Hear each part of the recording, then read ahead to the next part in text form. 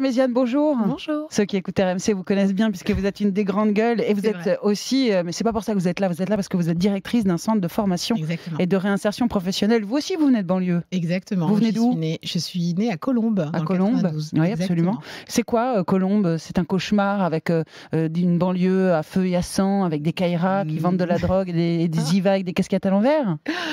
Alors, on peut trouver ce genre de choses. Il y en a, mais, bien sûr. Non, effectivement, alors pour le coup, le 92, on est plutôt choyé dans les différents territoires.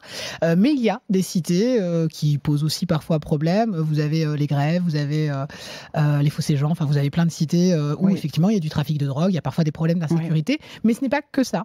Et effectivement, On dit toujours que c'est que ça. Quand on parle de la banlieue, c'est pour dire que ça. Mais c'est bien le problème du traitement médiatique.